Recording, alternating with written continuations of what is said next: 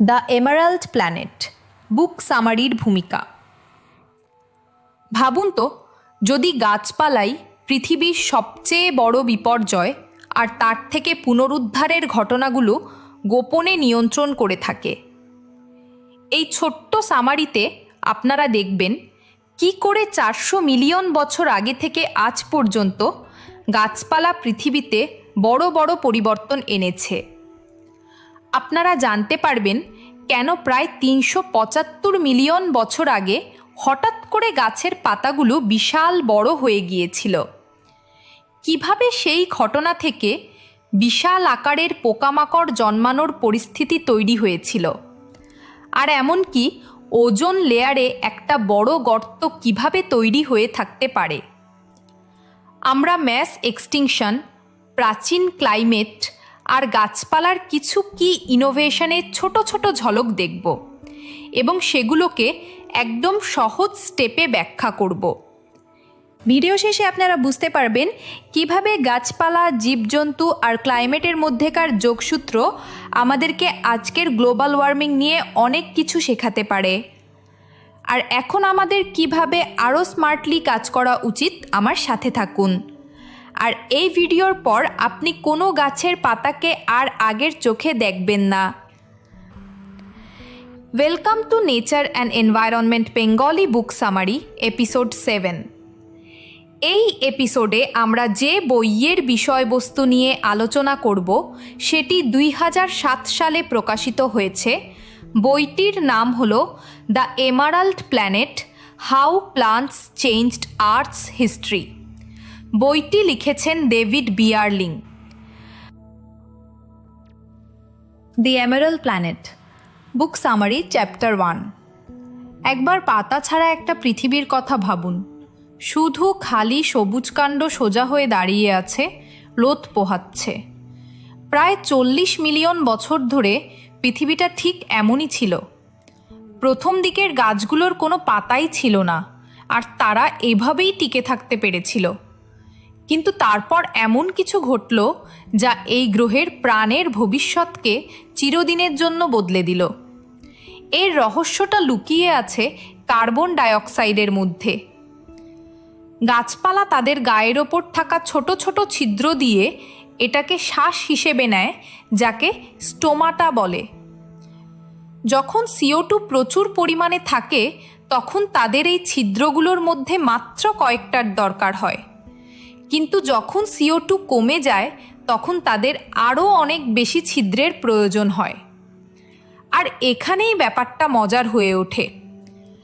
আজ থেকে প্রায় 375 মিলিয়ন বছর আগে বাতাসে কার্বন ডাইঅক্সাইডের পরিমাণ হঠাৎ করে অনেক কমে গেল।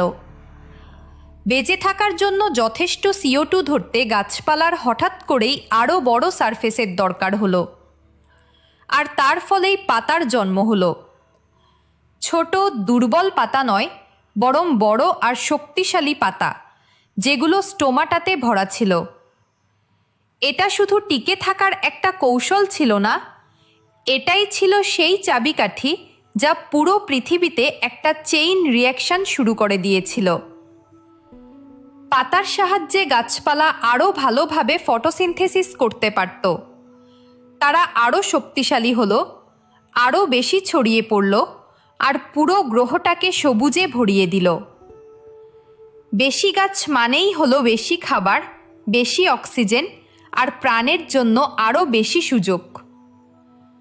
পোকামাকড় থাকার জন্য নতুন নতুন নিশ খুঁজে পেল। পশুরা শক্তির নতুন উৎস খুঁজে পেল। বায়োডাইভার্সিটির একটা বিশাল বিস্ফোরণ শুরু হলো। সংক্ষেপে বলতে গেলে পাতা শুধু গাছপালাকেই বদলায়নি, তারা পুরো জীবজগৎকেই বদলে দিয়েছিল। কিন্তু আসল টুইস্টটা হলো, যে গাছগুলোর পাতার দরকার হয়েছিল হয়তো তারাই সেই সংকট তৈরি করেছিল যা তাদের ইভলভ করতে বাধ্য করে।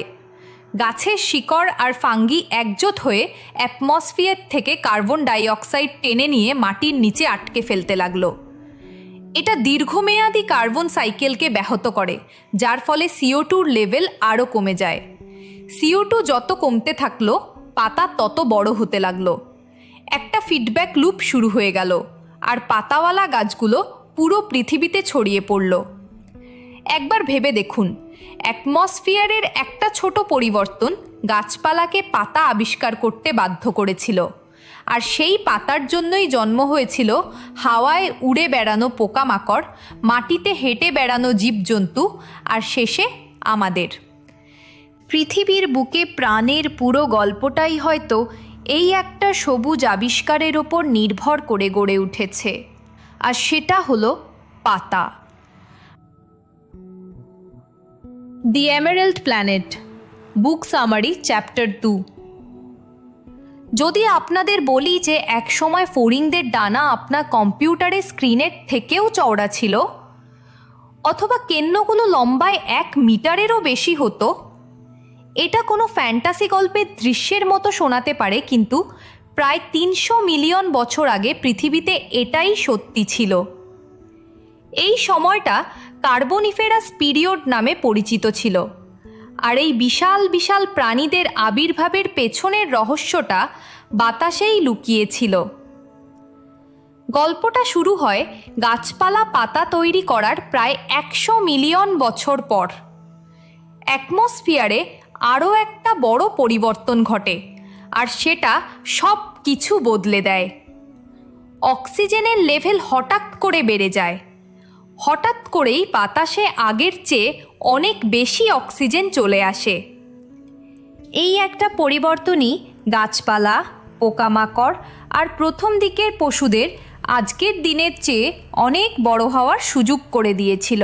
জলাভূমিগুলো ক্লাব মসের মতো গাছে ভরা ছিল, যা আজ হয়তো 1 ফুটও লম্বা হয় না, কিন্তু তখন 40 মিটার উঁচু হতো। পোকামাকড় ঝাঁকে ঝাঁকে ঘুরে বেড়াতো। তাদের ডানা এত চওড়া ছিল যে আপনার ডেস্ক ঢেকে ফেলতে পারত। এমনকি সাধারণ প্রাণীরাও বিশাল আকার ধারণ করেছিল। এটা এমন একটা দুনিয়া ছিল যেখানে আকার নিজেই যেন সব সীমা ছাড়িয়ে গিয়েছিল। 1877 থেকে 1894 সালের মধ্যে প্যালিওন্টোলজিস্ট চার্লস ব্রংনিয়ার্ট মধ্য ফ্রান্স থেকে কিছু ফসিল আবিষ্কার করেন। তিনি বিশাল বিশাল গাছপালা আর পোকামাকড় খুঁজে পান, যার মধ্যে একটা পাখির আকারের ড্রাগন ফ্লাইও ছিল। এই আবিষ্কারগুলো বিজ্ঞানীদের অবাক করে দিয়েছিল। এই সময়ে প্রাণীরা এত বড় হয়েছিল কেন? কয়েক দশক ধরে গবেষকরা বিতর্ক করেছেন। একটা থিওরি অনুযায়ী তখন অ্যাটমসফিয়ারিক প্রেশার বেশি ছিল। ঘন বাতাস পোকামাকড়দের জন্য ওড়া সহজ করে দিত, তাদের এনার্জি বাঁচাতো আর তাদের শরীরকে আরও বড় হতে সাহায্য করত। কিন্তু প্রেশার এত বেশি ছিল কেন? এর উত্তর, যা এখন অনেকেই বিশ্বাস করেন, তা হলো অক্সিজেনের বৃদ্ধি।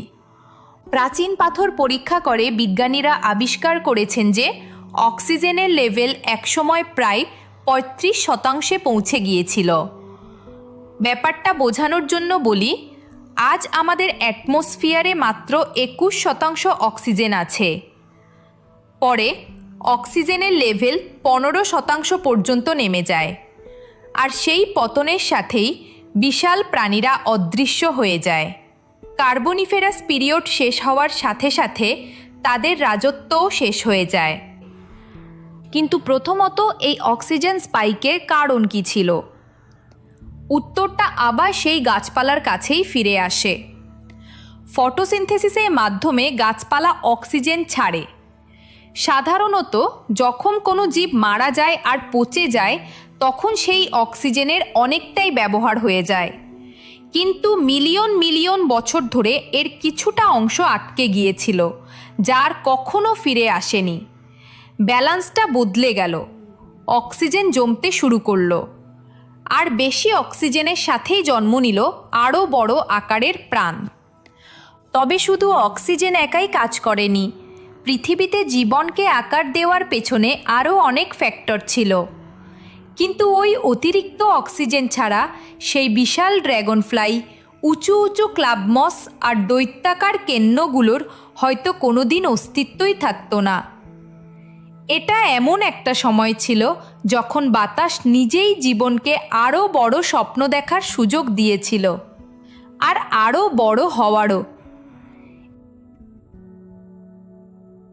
দি এমেরাল্ড প্ল্যানেট, বুক সামারির চ্যাপ্টার 3। 25 কোটি বছর আগে কি ঘটেছিল তা আজও বিজ্ঞানীদের তাড়িয়ে বেড়ায়। অক্সিজেন প্রায় 15% নেমে এসেছিল, জীবন সংগ্রাম করছিল, 95% প্রজাতি মারা দিয়েছিল। এটা ছিল পার্মিয়ান পিরিয়ডের শেষ। বহুদিন ধরে গবেষকরা জীবজন্তুর ফসিল নিয়ে কাজ করছিলেন। ধাঁধাটা অসম্পূর্ণই থেকে গিয়েছিল। তারপর 2000 সালের শুরুর দিকে ডাচ প্যালিওন্টোলজিস্টরা একটা নতুন আইডিয়া কাজে লাগালেন। তারা গাছপালা নিয়ে গবেষণা শুরু করলেন। এই দৃষ্টিভঙ্গির পরিবর্তনটা খুব গুরুত্বপূর্ণ ছিল। তারা পূর্ব গ্রিনল্যান্ডে কনিফারের ফসিল পরীক্ষা করলেন। গাছগুলোর চারপাশে লাইকোপসিডস নামে ছোট কাঁটাওয়ালা গাছপালা জন্মেছিল। জঙ্গলগুলো মরে যেতেই লাইকোপসিডস ছুটে এসে জায়গা দখল করে নিল। তারা দ্রুত খালি জমি দখল করে ফেলল। এই অদ্ভুত গাছগুলো জিতল কেন? একটা অদ্ভুত মিউটেশন তাদের একটা সুবিধা দিয়েছিল।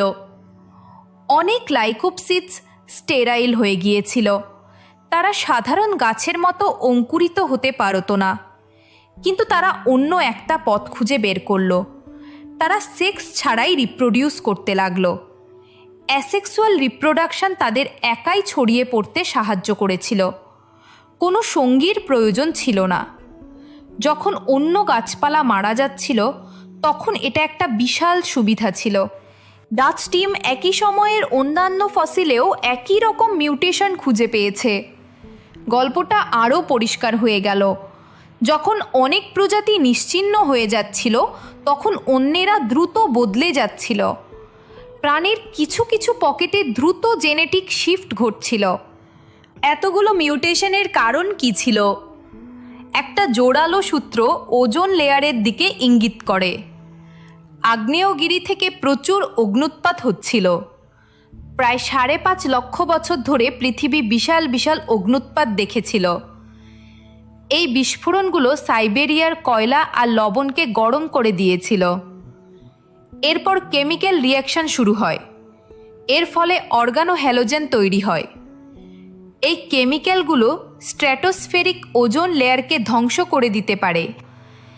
ওজোন দুর্বল হয়ে যাওয়ায় মারাত্মক আলট্রাভায়োলেট রশ্মি পৃথিবীর সারফেসে পৌঁছে গিয়েছিল। ইউভি রশ্মি মেরে ফেলতে পারে। এটা জিনে মিউটেশনও ঘটাতে পারে। এটা ফসিলের সূত্রগুলোর সাথে মিলে যায়। কিছু জীব বিলুপ্ত হয়ে গিয়েছিল, অন্যেরা দ্রুত বদলে গিয়েছিল। কিছু নতুন প্রজাতি এমনকি এই কঠিন আলোতে বেঁচে থাকার উপায়ও খুঁজে পেয়েছিল। এটা প্রকৃতির এক কঠিন শিক্ষা। বিপর্যয় অনেককে মেরে ফেলে, কিন্তু এটা অদ্ভুত দ্রুত পরিবর্তনকেও উস্কে দেয়। পার্মিয়ান পিরিয়ড ক্ষতি আর আশ্চর্যজনকভাবে টিকে থাকা দুটোই দেখায়। এটা আপনাকে ভাবায় আমরা এমন কোনো টিপিং পয়েন্টের কতটা কাছাকাছি আছি যা আমরা এখনও দেখতে পাচ্ছি না। The emerald planet, book summary, chapter 4। আজ থেকে প্রায় 200 মিলিয়ন বছর আগে পৃথিবীতে একটা বিশাল ডাই অফ হয়েছিল। এটা ছিল ট্রায়াসিক আর জুরাসিক পিরিয়ডের মাঝখানের ঘটনা। সামুদ্রিক প্রাণী পরিবারের 5 ভাগের 1 ভাগ বিলুপ্ত হয়ে গিয়েছিল। স্থলের প্রাণী পরিবারের 4 ভাগের 1 ভাগ হারিয়ে গিয়েছিল। এই ঘটনাটা ছিল সবচেয়ে ভয়ঙ্কর ম্যাস এক্সটিংশনগুলোর মধ্যে একটা। বিজ্ঞানীরা এর কারণ নিয়ে তর্ক করেন। কেউ কেউ একটা ম্যাটিওরকে দায়ী করেন, অন্যরা আগ্নেয়গিরিকে দায়ী করেন। নতুন প্রমাণ গ্লোবাল ওয়ার্মিংয়ের দিকে ইঙ্গিত করে, আর সেই ওয়ার্মিং বাড়তে থাকা CO2-র সাথে যুক্ত বলে মনে হয়। সূত্রটা পাওয়া গিয়েছিল গাছপালা থেকে। 1925 সালে টমাস হ্যারিস নামে একজন ব্রিটিশ বোটানিস্ট গ্রিনল্যান্ডে গাছের ফসিল সংগ্রহ করেছিলেন। তার স্যাম্পলগুলো প্রায় কয়েক দশক ধরে অবহেলিত অবস্থায় পড়েছিল।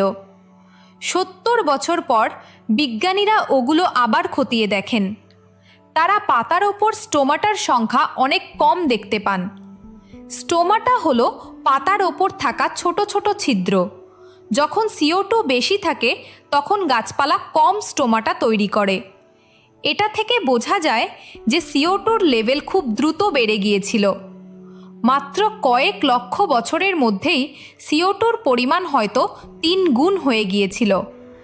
বেশি CO2-র কারণে গ্রহটা গরম হয়ে গিয়েছিল।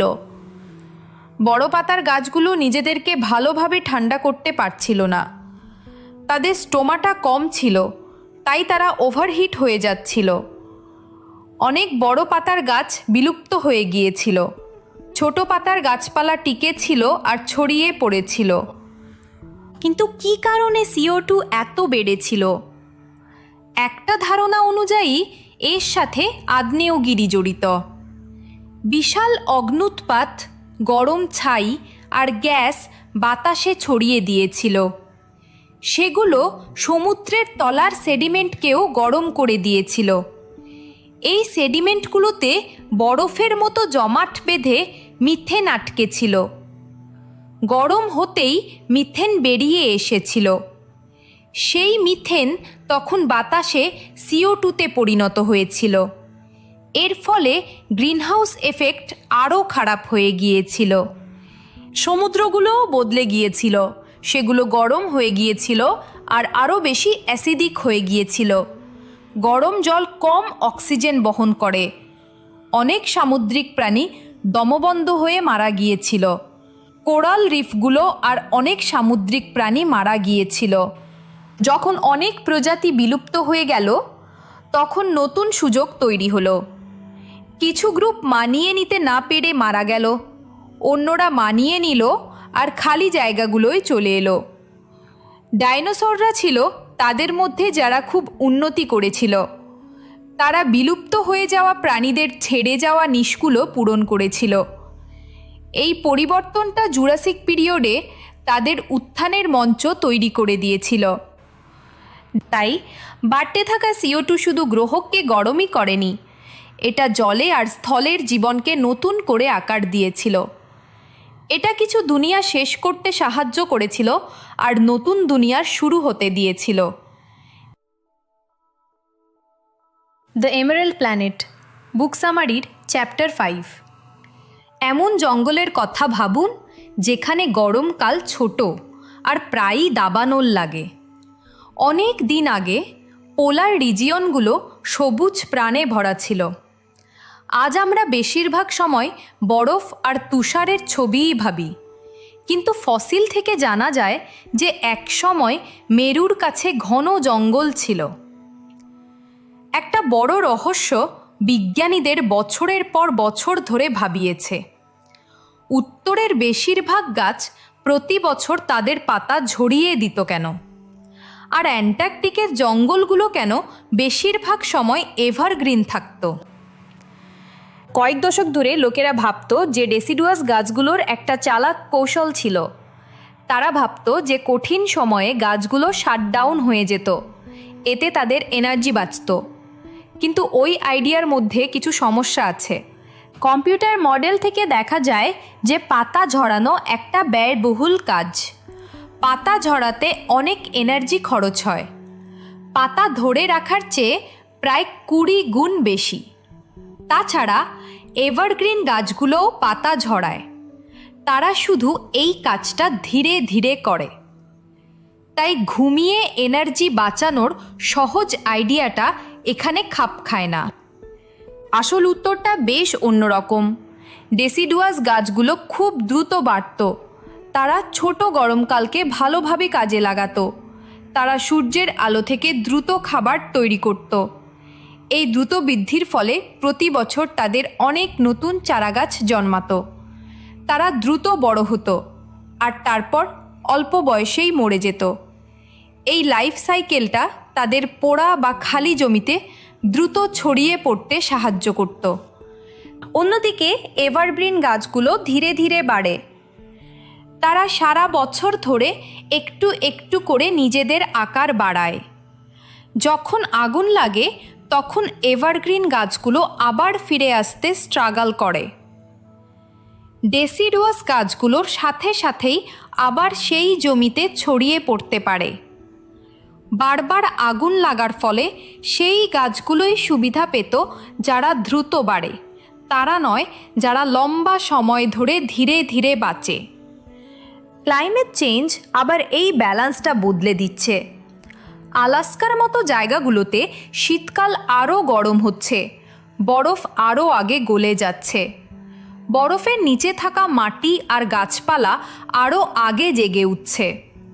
যদি পোলার অঞ্চলে ঝোপঝাড় আর গাছপালা আরও বেশি বাড়তে শুরু করে তাহলে তারা আরও বেশি তাপ আটকে রাখবে। এটা একটা লুপের মতো ওয়ার্মিংকে আরও দ্রুত করে দিতে পারে। তাই শিক্ষাটা পরিষ্কার, ডেসিডুয়াস গাছগুলো জিতেছিল দ্রুত আর ক্ষণস্থায়ী হয়ে। তারা ঝুঁকি নিয়েছিল আর খালি জায়গাগুলো পূরণ করেছিল। এভারগ্রিন গাছগুলো স্থির ছিল, কিন্তু এই আগুন ভরা বদলাতে থাকা দুনিয়ায় তারা পিছিয়ে পড়েছিল। যখন পরিবর্তন দ্রুত আসে তখন প্রকৃতি প্রায়ই গতিকেই পুরস্কৃত করে। The emerald planet, book summary, chapter 6। তখন পোলগুলো এত গরম ছিল কেন, আর পরে পৃথিবীটা ঠান্ডা হলো কি করে? বিজ্ঞানীরা একসময় সমুদ্রকেই দায়ী করতেন। তারা ভাবতেন ওশেন কারেন্টস বা হিট স্টোরেজই এর জন্য দায়ী। কিন্তু নতুন গবেষণা অন্য কথা বলছে। আসল সূত্রটা গ্রিনহাউস গ্যাসের দিকেই ইঙ্গিত করে। বেশিরভাগ লোক প্রথমে কার্বন ডাইঅক্সাইডের কথাই ভাবে, কিন্তু অন্য গ্যাসগুলোও ম্যাটার করে। মিথেন, ওজোন, নাইট্রাস অক্সাইড আর জলীয় বাষ্প ভালোভাবে তাপ ধরে রাখে। এই গ্যাসগুলোর মধ্যে কয়েকটা তো তাপ আটকে রাখার ব্যাপারে CO2-র চেয়ে অনেক বেশি শক্তিশালী। সবাই মিলে এরা গ্রহটাকে অনেক গরম করে তুলতে পারে। আমরা বরফ থেকে অনেক কিছু জানতে পারি। অ্যান্টার্কটিকের বরফ পুরনো বাতাসের রেকর্ড ধরে রেখেছে। অ্যান্টার্কটিকের আইস শিট 7,40,000 বছরেরও বেশি সময় ধরে পরিবর্তনের চিহ্ন রেখেছে। আইসকোর এই প্রমাণ জমিয়ে রাখে। এই কোরগুলোর ওপর রিসার্চ করে CO2 বেড়ে যাওয়ার সাথে গরম সময়ের একটা যোগসূত্র খুঁজে পাওয়া গেছে। ওয়ার্মিংয়ের ফলে আরও বেশি মিথেন আর অন্য গ্যাস তৈরি হয়েছিল, সেটা তাপ আরও বাড়িয়ে দিয়েছিল। এটা একটা শক্তিশালী ফিডব্যাক লুপ তৈরি করেছিল। একটা গ্যাসের সামান্য বৃদ্ধি একটা বড় ক্লাইমেট চেঞ্জের জন্ম দিতে পারত। এই লুপে গাছপালার একটা বড় ভূমিকা ছিল। 5 কোটি বছর আগে ওয়েটল্যান্ডস আর ট্রপিক্যাল ফরেস্ট আরও বড় ছিল। বড় জঙ্গল আর সোয়াম্প প্রচুর প্ল্যান্ট ম্যাটার তৈরি করত। যখন গাছপালা আর জীবজন্তু মারা যেত, মাইক্রোবরা সেগুলোকে ভেঙে ফেলত। সেই মাইক্রোবরা বাতাসে মিথেন আর অন্য গ্যাস ছেড়ে দিত। বেশি গাছপালা মানে বেশি মাইক্রোব, বেশি মাইক্রোব মানে বেশি গ্যাস। এই কারণে টেম্পারেচার আরও বেশি করে বাড়তে থাকলো। এই হটহাউস শেষ হলো কি করে? মনে হয় CO2-র একটা দীর্ঘ পতনই ছিল আসল চাবিকাঠি। যখন CO2 কমে গেল, গাছপালার বৃদ্ধিও কমে গেল। ফিডব্যাক লুপটা তার ফুয়েল হারিয়ে ফেলল। পৃথিবী ধাপে ধাপে ঠান্ডা হতে শুরু করলো। গ্লেসিয়ার তৈরি হতে শুরু করলো। সমুদ্রের জলস্তর প্রায় 100 মিটার নেমে গেল। ওই পরিবর্তনটা মহাদেশ আর উপকূলকে নতুন আকার দিল। 3 থেকে 4 কোটি বছর আগে CO2-র পরিমাণে শেষবারের মতো একটা বড় পতন ঘটল। আর্কটিক আর অ্যান্টার্কটিক বরফে জমে গেল। পোলগুলো বরফে ঢেকে গেল। অন্যদিকে ট্রপিক্যাল অঞ্চলগুলো গরম আর সবুজে ভরা থাকলো। পৃথিবী একটা হটহাউস থেকে সরে এসে আজকের এই ঠান্ডা দুনিয়ায় পরিণত হলো, যাকে আমরা আজ চিনি। আজও গ্রিনহাউস গ্যাসের ছোট ছোট পরিবর্তন ম্যাটার করে। মানুষের কার্যকলাপ এখন CO2 আর মিথেন বাড়িয়ে দিচ্ছে। সেটা সিস্টেমটাকে নতুন দিকে একটু ঠেলে দিতে পারে। সেই প্রাচীন হটহাউস আমাদের মনে করিয়ে দেয় যে জীবন, বাতাস আর বরফ একে অপরের সাথে কতটা যুক্ত। সময়ের সাথে সাথে একটা হালকা ধাক্কাই একটা বড় পরিবর্তনে পরিণত হতে পারে। The emerald planet, book summary, chapter 7। ভাবুন তো, যদি কেমিস্ট্রির একটা ছোট পরিবর্তন ঠিক করে দিত যে কোনো গাছপালা তৃণভূমিতে রাজত্ব করবে। প্রায় 30 মিলিয়ন বছর আগে ট্রপিক্যাল ঘাসগুলো একটা নতুন কৌশল বের করেছিল। তারা ফটোসিনথেসিসের সময় অ্যাসিড তৈরির পদ্ধতিটা বদলে ফেলেছিল। এই অ্যাসিডগুলোতে 4টে কার্বন অ্যাটম ছিল। এই একটা অতিরিক্ত কার্বন বিরাট পার্থক্য গড়ে দিয়েছিল। এই কৌশলওয়ালা গাছগুলোকে C4 প্ল্যান্ট বলা হয়। C4 প্ল্যান্টগুলো এখন বিশ্বের ভেজিটেশনের প্রায় 5 ভাগের 1 ভাগ। অন্তত 7500 প্রজাতির গাছ এই পদ্ধতি ব্যবহার করে। তাহলে এটা ঘটল কেন? সেই সময় CO2 লেভেল কমে গিয়েছিল। বেশিরভাগ গাছ সিথ্রি নামে পরিচিত পুরনো পদ্ধতি ব্যবহার করত। যখন CO2 কমে গেল, সিথ্রি গাছগুলো ভুল করতে শুরু করলো। তারা ভুল করে অক্সিজেন ধরে ফেলত। এতে অনেক এনার্জি নষ্ট হতো। C4 গাছগুলো সেই ভুলটা এড়িয়ে চলত। CO2 কম থাকলেও তারা ভালোভাবে কাজ করতে পারত। এখানে একটা সমস্যা ছিল। C4 গাছগুলো প্রথমে গরম সাবট্রপিক্যাল জায়গায় বেড়ে উঠেছিল। তারা একবারে সব জায়গায় ছড়িয়ে পড়তে পারেনি। অন্য কিছু তাদের উত্থানে সাহায্য করেছিল। ঘাস আর আগুনের কথা ভাবুন। ঘাস গাছের চেয়ে সহজে জ্বলে যায়। যখন আগুন ছড়িয়ে পড়ত, গাছ মরে যেত। ঘাস দ্রুত ফিরে আসতো। তারা দ্রুত খালি জমিগুলো ভরে ফেলত। এটা C4 ঘাসগুলোকে একটা বড় সুযোগ দিয়েছিল। শীঘ্রই তারা অনেক খোলা জমিতে ছড়িয়ে পড়ল। গল্পটা আরও জটিল হয়ে ওঠে।